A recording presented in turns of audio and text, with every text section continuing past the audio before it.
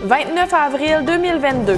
En manchette, le syndicat de la fonction publique manifeste, la Caisse Desjardins poursuit sa croissance, une immense bannière pour promouvoir le projet du pont.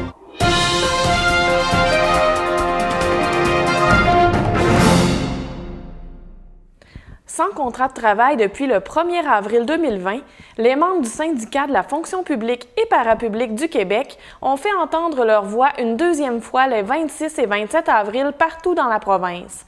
En Haute-Côte-Nord, une grève s'est tenue devant les bureaux de Service Québec aux Escoumins. Voici mon reportage. Une vingtaine de membres du syndicat de la fonction publique et parapublique du Québec se sont rassemblés pancarte à la main le 26 avril aux Escoumins pour une deuxième journée de grève, leur convention collective étant issue depuis le 1er avril 2020. Devant les bureaux de Service Québec, ils se sont fait voir sans toutefois interdire l'accès aux services ministériels dits essentiels. Pour le président intérimaire de la section 706 Haute-Côte-Nord, Sylvain Dagenet, il est primordial que le gouvernement Legault entende leurs demandes. Depuis 2020, on est sans contrat de travail et donc on fait ça pas juste pour avoir un nouveau contrat de travail, c'est en même temps pour avoir de meilleures conditions, d'être apprécié autant par le public et par nos employeurs, et aussi pour ceux qui viennent, qui vont nous suivre. Moi, j'ai quand même un certain âge, on va la cacher, mais j'en ai pas pour 25 ans. Mais il y en a d'autres en arrière qui s'en viennent, qui sont là, qui sont jeunes, qui ont 25, 30 ans. Fait qu'il faut les préparer, il faut valoriser le travail que nos fonctionnaires font. Selon la directrice de la grève en Haute-Côte-Nord, Valérie Gauthier, l'attractivité des emplois de la fonction publique est menacée. Non, on est 26 000 fonctionnaires au Québec à manifester aujourd'hui et demain tous pour pouvoir avoir des meilleures conditions. Puis essayer aussi de rendre un peu le travail de fonctionnaire un peu plus attractif, puis avoir des salaires de 2022. La pénurie de main-d'œuvre est d'ailleurs un enjeu de taille pour les ministères, selon les deux porte-paroles. Les salaires sont tellement bas, les postes sont très peu attractifs. On manque d'effectifs partout. Ça fait qu'on ne peut pas donner un service de qualité puis un service adéquat aux citoyens. Les gens vont préférer se retourner vers le public plutôt qu'avoir un poste au gouvernement parce que les salaires sont vraiment pas compétitifs, là. Dans les 2 derniers mois, dans le BSQ, il y a eu 2, 3, il y a eu 4 départs. Et il y en a 3 qui sont partis pour un endroit qui est plus payant, plus attractif, plus intéressant. Fait que il y a un autre endroit il y avait 2 postes ouverts et ça fait 5 personnes qui engagent. Le monde ne reste pas parce que les tâches sont trop lourdes, mais vraiment beaucoup trop lourdes. Et ils se découragent, ils ne restent pas. Là, il y en a qui ont fait 2 semaines puis on dit « Oh non, oublie ça, c'est trop de charge pour l'attraction que ça apporte. » t'sais. Les préjugés sont également présents dans la société en ce qui concerne le travail des fonctionnaires. Pour Sylvain Dagenet, qui œuvre dans la fonction publique depuis quelques années seulement, il est vrai que les employés se font invectiver. Valérie Gauthier précise que ce ne sont pas tous les secteurs de la fonction publique qui sont reconnus à leur juste valeur. En ce qui concerne les fonctionnaires de bureau des ministères, au top échelon, ils ne réussissent même pas à entrer dans la classe moyenne selon elle. Les tables de négociation sont toujours ouvertes aux discussions. Le président Honor-Côtier espère que le gouvernement fera preuve de plus d'ouverture et entendra les demandes des membres du syndicat. Quant à la directrice de grève, elle soutient que l'objectif en bout de ligne est d'offrir un meilleur service aux citoyens.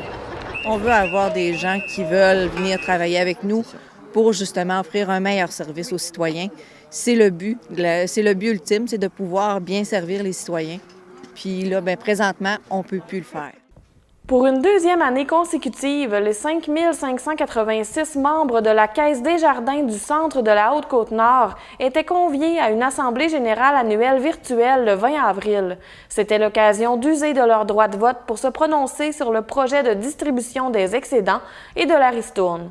Après la présentation des résultats et des rapports financiers, le conseil d'administration de la coopérative a poursuivi avec le dépôt du rapport annuel. En 2021, c'est une hausse des excédents avant ristourne de 523 millions de dollars par rapport à 2020, pour un total de 2 942 000 dollars, indique le document. La Caisse des jardins du centre de la Haute-Côte-Nord enregistre un actif total de 397,1 milliards de dollars, soit 9,7 % de plus que l'an dernier. De plus, elle a généré des revenus d'exploitation de 20 milliards de dollars en hausse de 10,9 %, ainsi qu'un retour aux membres de 514 millions de dollars. L'Assemblée générale annuelle a permis de faire l'adoption de la répartition des excédents annuels qui s'élève à 985 000 $. Le projet a été présenté aux membres qui ont pu voter en direct lors de la réunion et en différé jusqu'au 24 avril. Du côté de la ristourne, les membres ont procédé à l'adoption du versement de ristourne provenant de la réserve pour ristourne éventuelle, du versement de toute somme au Fonds d'aide au développement du milieu et des taux de ristourne. Pour l'année 2021, il est proposé d'octroyer 50 000 $ au Fonds d'aide au développement du milieu et de redistribuer 275 535 $ en ristourne aux membres à raison de 0,52 $ par 1000 $ de volume pour les détenteurs de comptes, épargne et placements, fonds ainsi que prêts et marges de crédit. Quant aux assurés, ils recevront 23 $ par 1000 $ de primes et les détenteurs de cartes de crédit obtiendront 0,61 $ pour 1000 $ d'achat net. C'est une nouveauté annuelle. Finalement, une somme allant jusqu'à 50 $ sera distribuée aux membres détenant plusieurs produits de l'institution financière. Dans le cadre du Fonds d'aide au développement du milieu, 72 546 $ ont été retournés à la collectivité dans différents secteurs d'activité. Plus concrètement, 4 000 $ ont été octroyés au Boréal-Lopette, tout comme au Golfe Le Méandre, 12 500 $ à la Maison Gilles-Carle de Longrive et 2 500 $ pour la réalisation de la fresque extérieure de l'artiste peintre Linda Isabelle à Forestville. Du côté des dons et commandites, 2 250 $ ont été remis à des projets touchant le développement économique et l'engagement social et communautaire. C'est donc un total de 74 796 $ qui ont été distribués dans le milieu. Lors de chaque assemblée générale annuelle, 3 membres du conseil d'administration sont en élection. Cette année, pour le groupe A, Forestville, la coopérative a reçu 2 candidatures, soit celle de Magella Bouchard et Maryse Villemur. Pour le groupe C, Portneuf-sur-Mer, Sonia Demers a été élue par acclamation et a ainsi conservé son poste pour un mandat supplémentaire. Du côté de Colombier, groupe D, aucune candidature n'a été transmise. Le candidat ayant reçu le moins de votes dans le groupe A sera donc assigné à ce siège afin de ne pas le laisser vacant. Maintenant que l'ensemble de la région a démontré son appui au projet, voilà que la coalition Union 138 entend se faire voir un peu partout dans la province afin de faire connaître le projet de pont sur le Saguenay à l'ensemble des Québécois et du coup sonder les éventuels appuis au projet. Le regroupement avait convoqué la presse le 22 avril à Bécomo afin de dévoiler l'immense bannière qu'elle trimballera à travers la province. Le slogan est « Mamu, un pont entre nous », Mamu signifiant « ensemble en Innu ». La bannière sera installée dans des endroits stratégiques où se trouvent les gens qu'on veut informer de ce projet, a soutenu le porte-parole de la coalition Union 138, Guillaume Tremblay. Sur la Côte-Nord, le projet fait l'unanimité. On va aller mesurer la température de l'eau pour voir ce que ça va vouloir dire ailleurs, a-t-il affirmé. Pour la présidente de l'Assemblée des MRC de la Côte-Nord, Micheline Anctil, le pont est plus que jamais une nécessité. Les entreprises, notamment, le réclament à grands cris car l'incertitude et l'attente aux traversiers Tadoussac-Baie-Sainte-Catherine leur nuit économiquement. Selon cette dernière, on investit pour être attractif autant pour les travailleurs et les touristes que pour la qualité de vie des citoyens et ça passe entre autres par la porte d'accès de notre territoire. Elle juge d'ailleurs très lent le processus entourant la remise au goût du jour des études. Des études, il y en a déjà plusieurs. Maintenant, on en est à la mise à jour des études. C'est comme un passage obligé, mais il faut être très présent. On a besoin que les échéanciers soient respectés, a lancé Mme Anctil lors du dévoilement. La présidente et les autres membres de la coalition ne doivent pas être trop pressés car l'étude d'opportunité qui doit s'étendre sur 2 ans a démarré en janvier dernier seulement. Quant à l'étude d'impact socio-économique sur les impacts de la construction du pont, elle n'est toujours pas amorcée. 3 firmes ont présenté une proposition à la fermeture de l'appel d'offres au début avril. Pour le chef de la Première Nation des Inuits et Sipites, Martin Dufour, qui représente la nation Innu au sein de la coalition, une des actions à venir du regroupement sera de talonner les candidats dans René Lévesque à la prochaine élection provinciale. On va rencontrer chacun des candidats pour connaître leur point de vue, mais on voudrait plus que ça. On voudrait également un engagement de leur part, a-t-il martelé, prêt à sillonner le Québec dans les prochaines semaines, les prochains mois, pour ne pas dire les prochaines années, pour faire en sorte que ce projet-là aille de l'avant. Des acteurs de la Côte-Nord se mobilisent dans le cadre d'une vaste campagne originale de recrutement et de formation de responsables de services de garde éducatifs en milieu familial, placée sur le thème « Bâtir les Nord-Côtiers de demain ».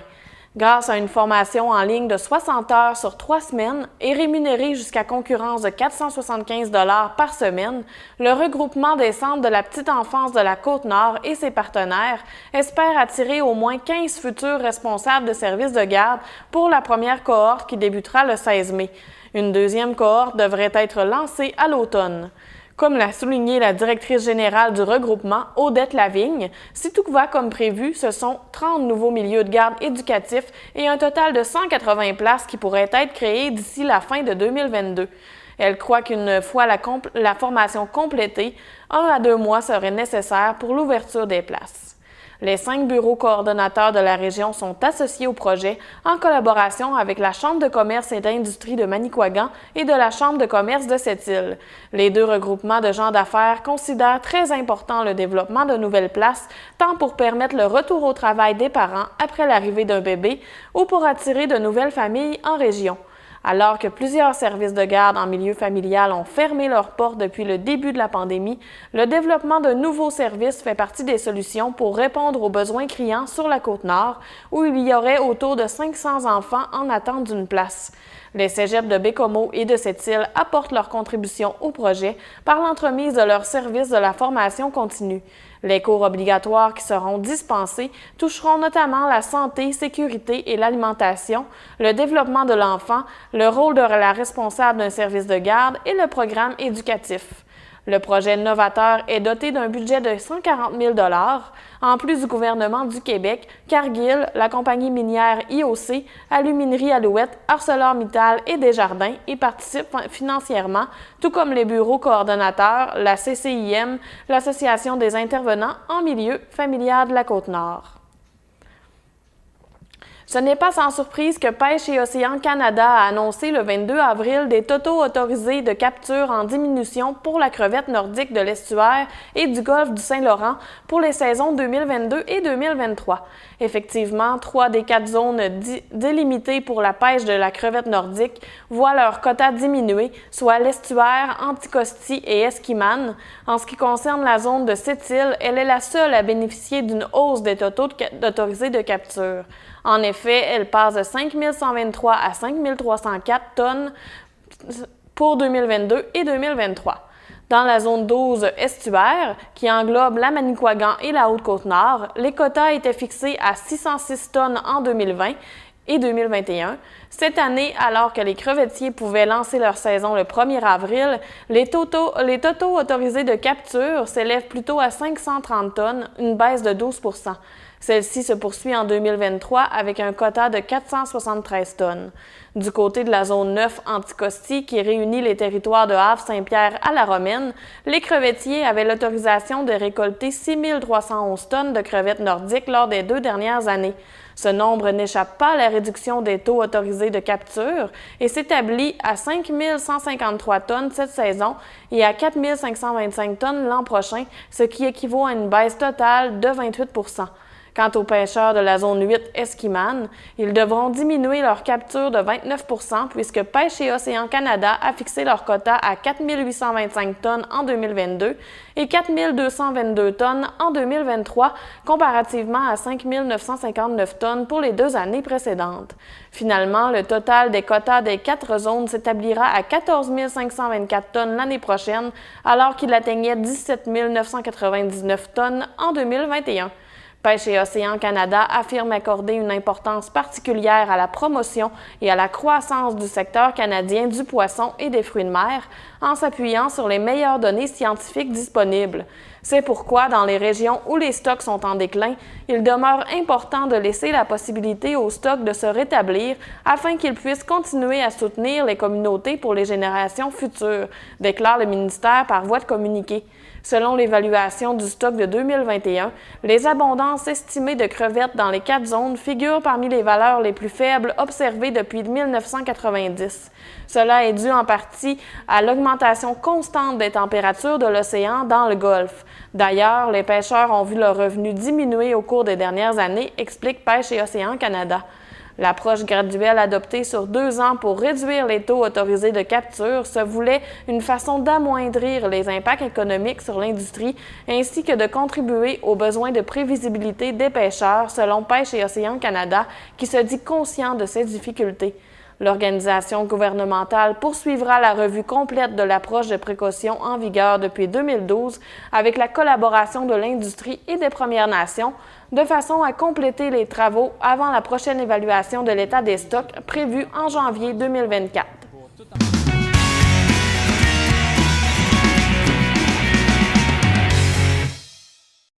À la météo, ce vendredi 29 avril, Environnement Canada prévoyait de la neige intermittente ou de la pluie avec un maximum de 4 degrés Celsius. Ces conditions météorologiques se poursuivront demain, mais le thermomètre grimpera à 6 degrés. Pour dimanche, un ciel nuageux sera au rendez-vous et on attend un maximum de 7 degrés. Bonne fin de journée et à la semaine prochaine!